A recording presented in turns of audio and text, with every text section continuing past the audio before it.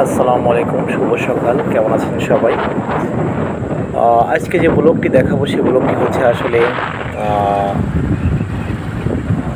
চলনবিল এলাকাতে বর্ষার আগমন যেভাবে হয়ে থাকে দেখতে পাচ্ছেন, এখনও কিন্তু জমিতে ঘাস রয়েছে। গবাদি পশুগুলো কিন্তু কৃষকরা নিয়ে এই ঘাসগুলো খাওয়াচ্ছে, কারণ একটু দুদিন পরেই কিন্তু ডুবে যাবে এগুলো, এই রাস্তাঘাটও ডুবে যাবে। কিছুদিন আগে কিন্তু সরিষা ছিল, ইরি ধান ছিল, এগুলো কেটে কৃষকরা তাড়াহুড়ো করে কিন্তু ঘরে তুলেছে, যেহেতু এগুলো নিচু জমি, জলাশয়। মুহূর্তের মধ্যেই কিন্তু পানি এসে ডুবে যায়। দেখতে পাচ্ছেন ঘাসগুলো কিন্তু দুই একদিনের মধ্যেই ডুবে যাবে, পানি যেহেতু বৃদ্ধি পাচ্ছে। এটি হচ্ছে সুজো থেকে লাহিড়ী মোহনপুর পর্যন্ত যে রাস্তা, সেই রাস্তার অবস্থা। আমরা বাইক নিয়ে কোনো মতে এই জায়গায় জায়গায় কিন্তু পানি ছিল। আমরা সামনের দিকে আস্তে আস্তে কিন্তু অগ্রসর হচ্ছে, পানি এসেই কিন্তু হাত ছেড়ে দিচ্ছে এবং জায়গায় জায়গায় দেখতে পাচ্ছেন ডুবে যাচ্ছে, পানি উঠে।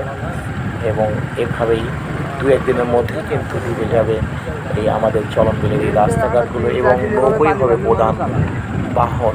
এই নৌকোতে করেই কিন্তু আমাদের লাহিড়ী মোহনপুর থেকে উল্লাপাড়া, এইভাবে কিন্তু ঢাকা থেকে শুরু করে সারা বাংলাদেশে বিভিন্ন প্রান্তে কিন্তু আমাদের সংযোগ রক্ষা করতে হবে।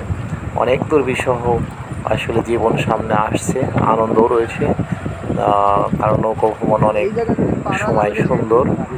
তারপরেও কিন্তু মাঝে মাঝে বিপদ চলে আসে, যখন প্রাকৃতিক দুর্যোগ থাকে তখন কিন্তু আসলে মানুষের মৃত্যু হয়ে থাকে এই সব ফাঁকা জায়গাগুলোতে। কারণ এই জায়গায় এক একটি 6 ফিট 7 ফিট করে ওয়েভ আসে, ঢেউ আসে।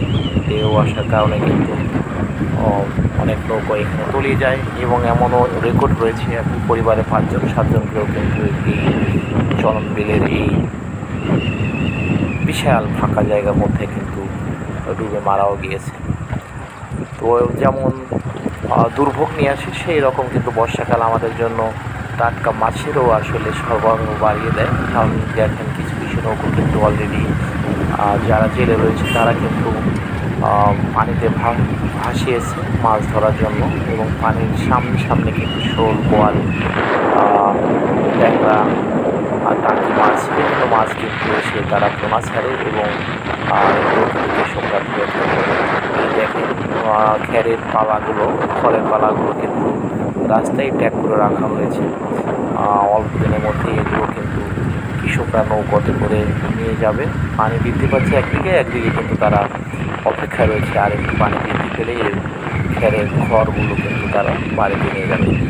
এভাবেই চলনবিল এলাকাতে মানুষ কিন্তু যেমন আনন্দ রয়েছে তেমন দুঃখ রয়েছে। এইভাবেই বছরের পর বছর বাবা, দাদা, নানা অতীতের যে কালচারগুলো রয়েছে যার যার পরিবারে, তারা সেগুলো কিন্তু আঁকড়িয়ে ধরে রয়েছে। এভাবেই আসলে প্রতিনিয়ত পরিবর্তন ঘটে এই এলাকাতে। ধন্যবাদ সবাইকে, শুভ সকাল, আসসালামু আলাইকুম।